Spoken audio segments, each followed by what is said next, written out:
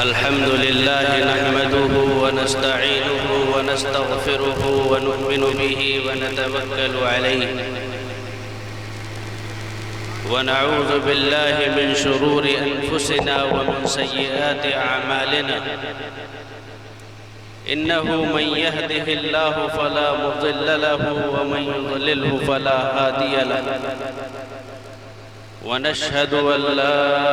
इलाहा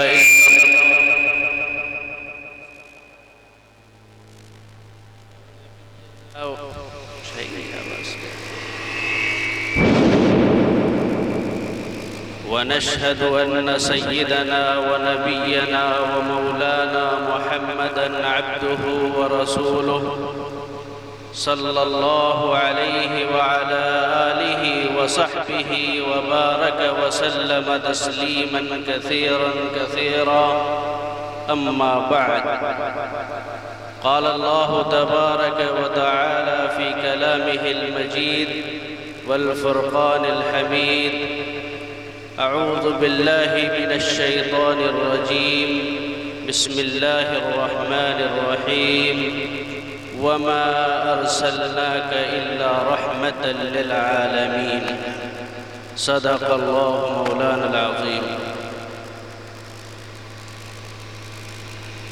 अज़ीज़ान गिरामी, स्टेज पर तशरीफ़ फरमा उलमाए किराम, शुअराए इज़ाम और तमामी किराम वासी, माएँ और बहनें, ख़वातीन व हज़रात, जैसा कि आप सभी को मालूम है कि मैं कोई मेहमान खुसूसी नहीं, मैं तो इस गांव का नवासा हूँ। मुझे लोग अपनी मोहब्बत देते हैं और ये मौका इनायत करते हैं कि मैं आप लोगों के सामने कुछ अर्ज़ करूँ ताकि कुछ कहने की सलाहियत पैदा हो। वैसे तो आप सभी हज़रात इससे पहले मौलाना रेहान साहब के बयान से महजूज हुए और शुअरा ने अपने अशार के अंदर बहुत ही उम्दा कलाम कहा, नातिया कलाम सुनाया, समझने वालों ने समझा। मैं आप लोगों के सामने हाजिर हुआ हूँ उस्ताद मोहतरम हज़रत मौलाना मोहम्मद इरफान साहब के हुक्म को बजा लाने के लिए। चुनांचे आज के इस मौजू को मद्देनज़र रखते हुए जो जलसे सीरतुन नबी के नाम से मौसूम है, मैं आप अलैहिस्सलाम की सीरत के ऊपर कुछ अर्ज़ करूँगा जो अल्लाह तबारक व तआला मुझसे कहला दे और उसके मकसद से खुद भी आगाह होना चाहूँगा और आप तमामी हजरात को आगाह करना चाहूँगा। दरअसल जलसे सीरतुन नबी क्यों मुनाक़िद किया जाता है और सीरत का क्या मतलब है? उलमा हजरात इससे वाकिफ़ हैं, लेकिन आमी लोगों को इसके बारे में आगाह करना भी ज़रूरी है कि सीरत असल में कहते हैं कि किसी शख्स की विलादत से लेके वफ़ात तक जो उसके अक़वाल व अफ़आल, उसके मामलात, उसकी तालीम, उसका रहन सहन, जो भी उसकी ज़ात से मुताल्लिक़ चीज़ें हों, उनको बरोए कार लाया जाए, लोगों के सामने बयान किया जाए और लिखा जाए। इसी को सीरत निगारी कहते हैं, इसी को सीरत बयानी कहते हैं। लेकिन हमारे नबी मोहम्मद अरबी सल्लल्लाहु अलैहि वसल्लम की सीरत ना कमा हक़्क़ुहु बयान की जा सकती है और ना उसकी कोई इब्तिदा और इंतहा कही जा सकती है, चूँकि आम तौर पे सीरत विलादत से शुरू होती है, लेकिन नबी करीम सल्लल्लाहु अलैहि वसल्लम की सीरत का आगाज इस दुनिया के आगाज से शुरू होता है और आपकी सीरत का इख्तिताम सिर्फ आपकी इस दुनिया से पर्दा फरमा जाने पर खत्म नहीं होता, बल्कि हश्र के मैदान में जब हिसाब व किताब होगा,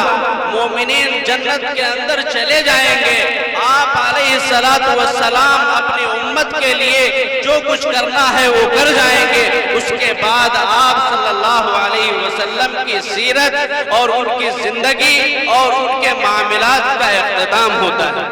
तो आपकी सीरत तमाम और लोगों की सीरत से मुख्तलिफ, लेकिन चूंकि नबी अलैहिस्सलातु वस्सलाम आखिरी नबी हैं और नबी की आमद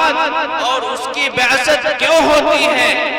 और उसका मकसद क्या होता है, हमें उसको समझना होगा और उसे सुनना होगा, ताकि हम अच्छे से समझ सकें कि नबी सल्लल्लाहु अलैहि वसल्लम का जिक्र मुबारक क्यों किया जाता है और जलसे सीरतुन नबी क्यों मुनाकिब किया जाता है। दरअसल अल्लाह तबारक व तआला का ये तरीका रहा है और उसका ये आदत रही है कि जब दुनिया के अंदर और लोगों के अंदर फसादात, जुल्म व बर्बरियत, गुंडागर्दी, कत्ल व गारतगरी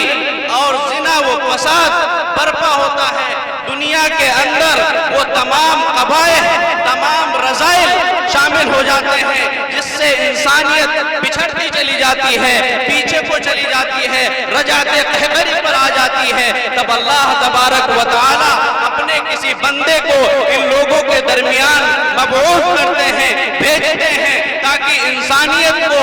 सही राह दिखाए, राह सिद्क़ व अदल बताए और उनको सही रास्ता दिखा करके ये बताए कि कामयाबी व कामरानी किधर है और जुल्म व बर्बरियत किधर है और जलालत व गुमराही कहाँ है। चुनांचे नबी सल्लल्लाहु अलैहि वसल्लम की आमद इस दुनिया में उस वक्त हुई जब फसाद अपने उरूज को पहुंचा हुआ था, शराब नोशी आम हो चुकी थी, अखलाक को आदात के अंदर वो कमियां आ चुकी थी जो हैवानियत के दर्जे को पहुंच चुकी थी। इसी तरीके से आप इसको समझ सकते हैं कि जब बच्चियों की पैदाइश हुआ करती थी तो उसे जिंदा दरगोर कर देते थे, गड्ढा खोद करके उसे दफना दिया करते थे। कबाइल के अंदर, पड़ोसों के अंदर एक दूसरे से छोटी सी छोटी बातों के ऊपर इस कदर झगड़े होते थे कि खूनों की नालियां बह जाया करती थी। वो वक्त था जब तारीकी ही तारीकी थी, अंधेरे ही अंधेरे थे, न कोई अखलाक से वाकिफ था और न ही कोई सही राह पर गामजन था। तब अल्लाह तबारक व तआला ने नबी करीम सल्लल्लाहु अलैहि वसल्लम को इस दुनिया में भेजा और आप सल्लल्लाहु अलैहि वसल्लम की आमद का जिक्र तो पहले से ही था।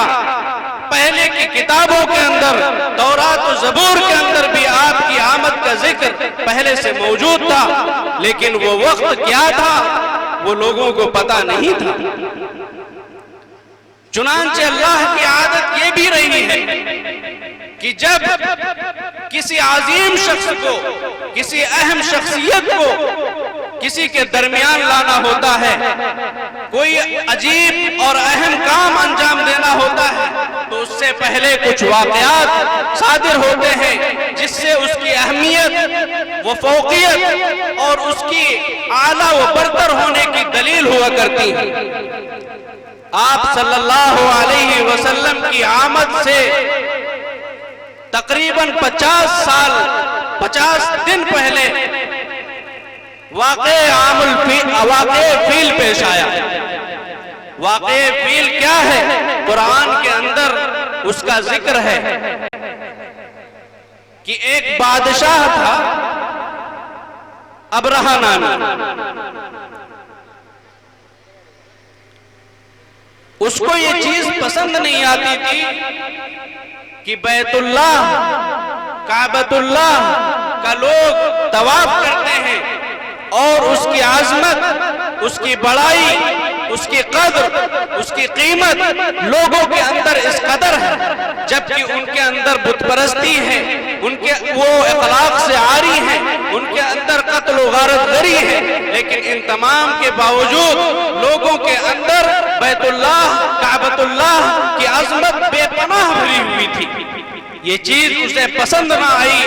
और उसने ये चाहा कि हम एक ऐसा कलीसा, ऐसी इमारत तामीर करवाएं कि कम से कम हमारे यहाँ के लोग उसकी इबादत करें, उसके अंदर इबादत करें और उसको देखने के लिए हर साल आए, उसकी जियारत को आए और बैतुल्लाह को तशरीफ ना ले जाए। चुनांचे जब उसने वो इमारत तामीर करवाई और लोगों को हुक्म दिया कि अब तुम लोग काबतुल्लाह को मत जाओ बल्कि इस इमारत की जियारत के लिए आओ, तो ये चीज लोगों को नागवार गुजरी और नागवारी का आलम ये हुआ कि एक शख्स ने उसके करीब आग जलाई जिसकी वजह से उसका एक हिस्सा खराब हो गया, जल गया। तो उसको बेपनाह गुस्सा आया अबरहा को और उसने ये चाहा कि जिस घर की आजमत की वजह से लोगों ने मेरे इस घर को, मेरी इस बनाई हुई इमारत और गिरजा को, कलीसा को लोगों ने बर्बाद कर दिया है, उस घर को हम बर्बाद करके छोड़ेंगे। चुनांचे एक बहुत बड़ा लश्कर तैयार किया आदमियों का और हाथियों का और बैतुल्लाह को मुनहदिम करने के लिए उसको बर्बाद और मिस्मार करने के इरादे से चल पड़ा। बैतुल्लाह के करीब एक मकाम पे पड़ाव डाला, वहां पे हजरत अब्दुल मुत्तलिब के कुछ ऊंट चल रहे थे। ऊंटों को चढ़ता देखकर मालूम किया कि ये किसके हैं। लोगों ने बताया ये उनके हैं जो बैतुल्लाह के मुतवल्ली हैं, जो उसकी हिफाजत के लिए मामूर किए गए हैं। तो उसने उन ऊंटों को अपनी गिरफ्त में ले लिया और कहा उनको बुलाया जाए और उनसे हम बात करेंगे। अब्दुल मुत्तलिब को जब ये चीज पता चली वो वहां पहुंचे और कहा कि आपने हमारे ऊंटों को इस तरह गिरफ्त में ले लिया है, आखिर क्या वजह है। उन्होंने कहा, अबरहा ने कहा कि आप अपने ऊंटों का सवाल कर रहे हैं, आप अपने ऊंटों के बारे में पूछगछ कर रहे हैं, लेकिन आपको पता भी है कि मैं बैतुल्लाह को मिस्मार करने के लिए, उसको मुनहदिम कर देने के लिए आज यहाँ पे ठहरा हुआ हूँ और उसके ऊपर अपना हमला करने वाला हूँ। लेकिन तुमने बैतुल्लाह के लिए कोई बात ना कही, अपने ऊंटों के लिए सारी बातें कही छोड़ने के लिए। कैसे आदमी हो और किस तरह के सरदार हो और किस तरह के मुतवल्ली हो। उन्होंने कहा ये ऊंट हमारे हैं, हम इनके जिम्मेदार हैं, हम उनके लिए कह रहे हैं, लेकिन ये बैतुल्लाह, ये अल्लाह का घर, उसका मालिक व खालिक और उसका रब अल्लाह है और अल्लाह तबारक व तआला अपने घर की हिफाजत खुद फरमाए। चुनांचे हुआ ये कि जब वो लोग बैतुल्लाह के लिए रवाना हुए उसको मुनहदिम करने के इरादे से, अल्लाह तबारक व तआला ने उनके सामने उनकी ताकत का कोई शख्स मुतय्यन नहीं किया, कोई लश्कर नहीं भेजा, कोई हाथियों का बड़ा टोला नहीं भेजा, बल्कि अल्लाह तबारक व तआला ने उनको दिखाया कि अल्लाह जब बर्बादी के ऊपर आता है, अल्लाह तबारक व तआला जब किसी को नेस्त व नाबूद करने के ऊपर आता है तो वो मामूली से मामूली चीज को अपने काम में ले लेता है। चुनांचे अबाबील को अल्लाह ताला ने मामूर फरमाया, उनको बर्बाद करने के लिए, उनको नेस्त व नाबूद करने के लिए। अबाबील क्या है, आप इसको अपने यहाँ उस चिड़िए से आप समझ सकते हैं जिसको आप गरगरैया के नाम से जानते हैं। अल्लाह ने उनको मामूर किया और उनकी चोंचों के अंदर, उनके पैरों के अंदर वो मामूली से पत्थर थे जो उन अबरहा के लश्कर के नामों के साथ मौजूद थे। हर उस शख्स के ऊपर, हर उस हाथी के ऊपर जो उस लश्कर में था, जाके गिरती गई और वो बर्बाद हो गए, हलाक हो गए। इस तरह अल्लाह तबारक व तआला ने बैतुल्लाह की हिफाजत फरमाई। जब ये वाकया पेश आया तो चार दांगे आलम सिर्फ बैतुल्लाह यानी मक्के के अंदर नहीं, मदीने के अंदर नहीं, सऊदी के अंदर नहीं, बल्कि पूरी दुनिया के अंदर इस वाकये की शोहरत हुई और उसकी वजह से बैतुल्लाह की तरफ लोगों की तवज्जो मरकूज हुई और उसकी आजमत और उसकी बड़ाई लोगों के अंदर मोजिज़न हुई। उसके 50 दिन के बाद आप सल्लल्लाहु अलैहि वसल्लम की विलादत हुई और विलादत होते ही फारस के आतिशकदा के अंदर, जो कि 1000 साल से आग जल रही थी, आपकी पैदाइश के ऐन वक्त पे वो आतिश बुझ गई। इसी तरीके से कैसर व किसरा के गिरजों के अंदर वो अबराज, वो कंगरे, जो 14 कंगरे उनके यहाँ थे, ऐसी हरकत तारी हुई जमीन के ऊपर, ऐसा जलजला बपा हुआ कि वो सारे कंगरे गिर गए। ये सब कैफियत देख करके लोगों ने राहिबों से पूछा, बादशाहों ने राहिबों से पूछा कि आखिर ये क्या हुआ कि उसी ऐन वक्त में फारस के आतिशकदे की आग बुझी और कैसर व किसरा के उन अबराज और उन गिरजाओं के कंगरे गिर गए। तो उसके ऊपर उनके राहिबों ने बताया कि वो शख्स जो रहबरे इंसानियत है, जो इस दुनिया का आखिरी नबी है, वो इस दुनिया में तशरीफ ला चुका है, जो जुल्म और बर्बरियत को खत्म करेगा, अंधेरे और तारीकी को मिटाएगा, हिदायत और रुश्द को इस दुनिया के अंदर फैलाएगा। ये उसके आने की दलील है, ये उसके आने का इशारा। आप अलैहिस्सलातु वस्सलाम की इस दुनिया के अंदर जब आमद हुई है तो आपके नूर से ये दुनिया मुनव्वर हो गई। वाक़यात शाहिद हैं और आप तमाम लोग बराबर तकारीर के अंदर उन वाक़यात को सुनते रहे होंगे। आज मैं मुख्तसरन आपको बताता चलूं कि नबी सल्लल्लाहु अलैहि वसल्लम इस दुनिया में तशरीफ लाने के बाद अपना वो 40 साला वक्त जो एक आम जिंदगी का होता है, वो लोगों के दरमियान आपने गुजारा। जब आपकी नबूवत का वक्त आया है, आप गार के अंदर इबादत फरमा रहे हैं। इबादत फरमाते वक्त आपके ऊपर वही आती है, फरिश्ता आता है और आपको दबोच करके कहता है इक़रा। आप जवाब देते हैं कि मैं पढ़ा हुआ नहीं हूं, मैं क्या पढ़ूं, मैं उम्मी हूं, मैं ला इल्म हूं। फिर फरिश्ता कहता है इक़रा बिस्मि रब्बिकल्लज़ी खलक़, कि अल्लाह के नाम से पढ़िए। तो आप सल्लल्लाहु अलैहि वसल्लम की नबूवत का आगाज इल्म से होता है।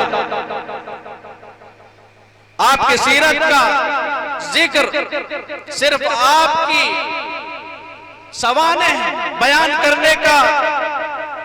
मतलब नहीं है, बल्कि हर वाक़ये से, आपके हर कौल से, फ़ेल से, आदात से, तकरीरात से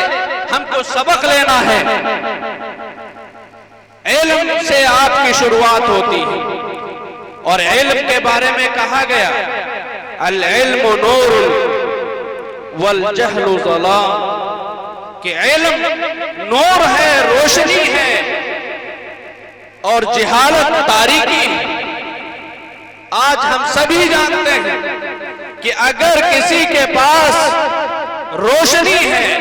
तारीकी के अंदर वो अपना रास्ता खोज लेता है कि किस रास्ते पे कुआं है, किस रास्ते पे गंदगी है, किस रास्ता हमारे लिए कौन सा मुज़िर है और कौन सा रास्ता हमारे लिए मुफीद है, कौन सा रास्ता साफ सुथरा है और कौन सा रास्ता हमें हिदायत और कामरानी की तरफ ले जाता है और कौन सा रास्ता हमें जलालत और गुमराही की तरफ ले जाता है। तो सबसे पहले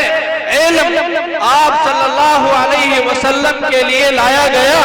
और तमाम इंसानियत के लिए ये जो है ये हिदायत हो गई, रहनुमाई हो गई कि अगर आपके पास इल्म नहीं है तो आप दुनिया के अंदर भटकते रहेंगे और कोई सही रास्ता नहीं अपना पाएंगे, किसी कामयाबी को नहीं पहुंच पाएंगे। आगे आप अलैहिस्सलातु वस्सलाम जब इस वही के बाद अपने घर तशरीफ ले जाते हैं, आप बहुत घबराए हुए होते हैं, आपके ऊपर कपकपी तारी होती है। हजरत खदीजा रजी अल्लाह ताला अन्हा आपसे पूछती हैं कि आखिर क्या हुआ। आप पूरा वाकया बयान करते हैं कि ये हमारे साथ हुआ। उस वक्त वो आपको दिलासा देती हैं और ये कहती हैं कि आप ज़ाये नहीं हो सकते, आप रिश्तेदारी और कराबत का ख्याल करते हैं, आप गरीबों का ख्याल करते हैं, आप यतीमों को अपनाते हैं, अपना करीबी बनाते हैं, आप ज़ाये नहीं हो सकते। उस वक्त ये नहीं कहा कि आप अल्लाह के बड़े इबादत गुजार हैं, मुत्तकी हैं, अमीन हैं, सादिक हैं और आप ये हैं और वो हैं, बल्कि क्या कहा कि आप तो रिश्तेदारी निभाते हैं, आप तो यतीमों और गरीबों के मसीहा हैं। इससे ये पता चलता है कि अगर कोई कराबतदारी को अदा करता है, यतीमों और गरीबों का मावा वो मलजा बनता है, उनके लिए हमदर्द और मददगार साबित होता है, तो अल्लाह तबारक व तआला उसकी उम्र में बरकत फरमाते हैं और उसके साथ साथ उसको बुलंदियों तक ले जाते हैं। ये आपकी सीरत, आपके किरदार के असबाब हैं जो हम लोगों को लेना चाहिए कि जिससे हम कराबतदारी को अहमियत दें, रिश्तेदारी को अहमियत दें, गरीबों को अपनाएं और उनके हमदर्द और मसीहा बने। उनको अगर वो कोई शख्स लाइल्म है तो उसे इल्म की तरफ लाएं और उन्हें सच्चाई और सिद्क की तालीम दें, उन्हें अच्छाई की राह दिखाएं। ये तमाम असबाब हैं जो सीरत नबवी से हमें मयस्सर आते हैं, मिलते हैं। आप अलैहिस्सलातु वस्सलाम को नबूवत से सरफराज किया जाता है। वो वाक़यात, गज़वात और इस्लाम के फैलने को अखलाक के जरिए तमाम लोग बारहा सुनते रहे हैं, लेकिन आज मैं आप लोगों से बस ये कहना चाहूंगा कि मैंने अभी जो एक आयत तिलावत की है उसके अंदर अल्लाह तबारक व तआला आपसे मुखातब होके फरमाते हैं कि हमने आपको तमाम जहान के लिए रहमत बना करके भेजा। ये नहीं कहा गया, अल्लाह तबारक व तआला ने ये नहीं कहा कि मुस्लिमों के लिए रहमत बना के भेजा, तमाम जहान के लिए। उसके अंदर चाहे सिख हो या ईसाई हो, चाहे वो जमादात हो, चाहे वो नबातात हो, चाहे वो अहजार व अशजार हो, तमाम चीजें दुनिया की और तमाम आलम की और अखलाक की वो नबी करीम सल्लल्लाहु अलैहि वसल्लम की रहमत के तहत है। और आपके इरशादात और फरमूदात, आपकी अहादीस, आपकी तकारीर यही रहमत है कि अगर कोई शख्स को अपनाता है तो गोया उसकी रहमतों से महजूज और मुशर्रफ हो रहा है, और अगर कोई नहीं अपनाता है तो वो गोया उनका इनकार कर रहा है और वो खराबी की तरफ, खामियों की तरफ, जलालत और गुमराही की तरफ जा रहा है। अब यहां पे एक सवाल पैदा हो सकता है कि इंसानियत के लिए आपका रहमत होना ये तो सभी को समझ में आती है। जब आप अलैहिस्सलाम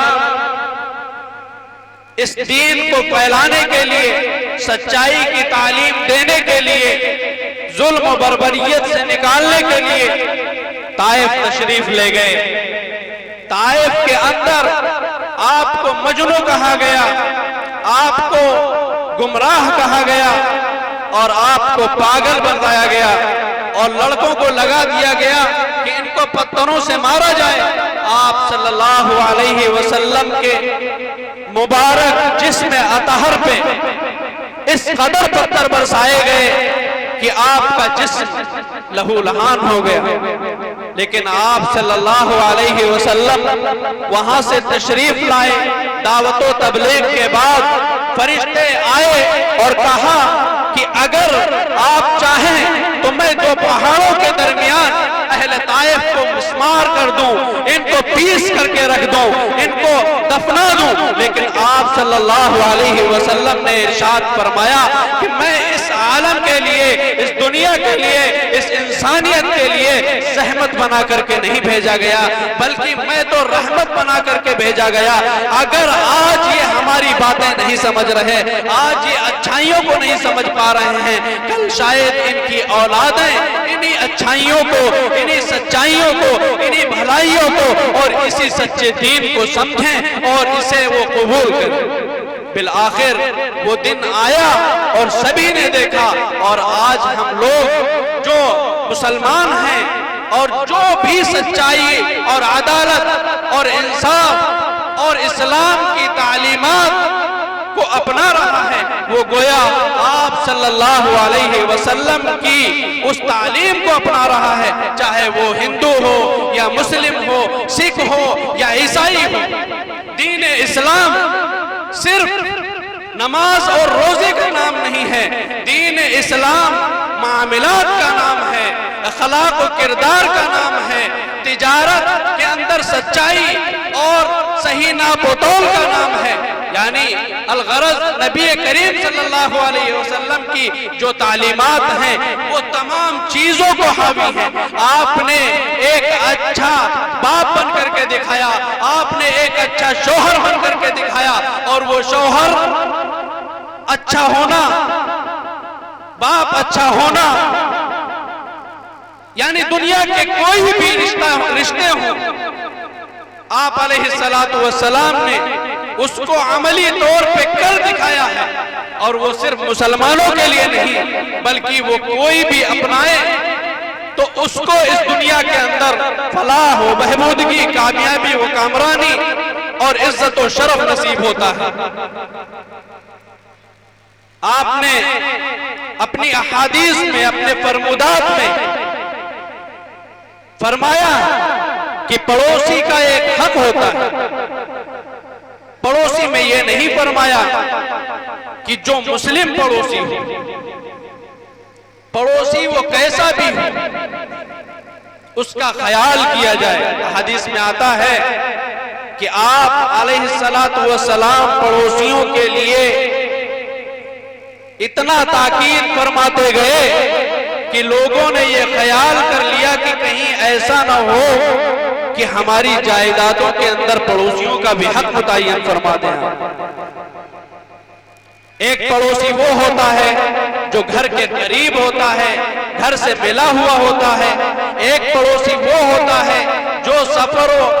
सफर के अंदर हमारे साथ कुछ टाइम के लिए होता है। एक पड़ोसी वो भी होता है जो हमारे साथ कुछ वक्त गुजारता है। लेकिन आप सल्लल्लाहु अलैहि वसल्लम ने उन तमाम लोगों के लिए हुकूक मुतय्यन किए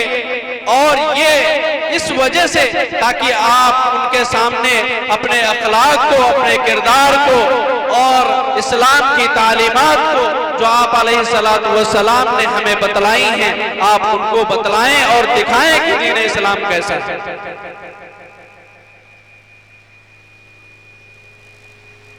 मैं कह ये रहा था कि एक इंसान के लिए आपका रहमत होना तो जग जाहिर है कि आप तमाम लोगों के लिए इस कदर मेहरबान थे, लेकिन नबातात और जमादात हजारों अशजार के लिए किस तरीके से, तो ये बात थोड़ा समझ में नहीं आएगी, लेकिन कुरान इस पे शाहिद है और वाक़यात नबवी इस बात पे शाहिद है कि आप सल्लल्लाहु अलैहि वसल्लम जब मस्जिद नबवी में खुतबे के लिए तशरीफ लाते थे, उस वक्त मिंबर नहीं था, तो आप एक खजूर के दरख्त पे टेक लगा करके खुतबा दिया करते थे। एक वक्त वो आया कि जब मिंबर रसूल की तामीर हुई और उसको हटा दिया गया, आप जब खुतबे के लिए तशरीफ लाए, आपने उस पे टेक नहीं दी, तो उस दरख्त से रोने की आवाज आई और वो आवाज तमाम सहाबा ने सुनी। वो आवाज खत्म होने को नहीं थी। आप सल्लल्लाहु अलैहि वसल्लम ने जब उसको सुना और भांपा, आप गए और उसे अपने सीने से लगाया, तो उस दरख्त के रोने की आवाज बंद हुई। तो इस तरीके से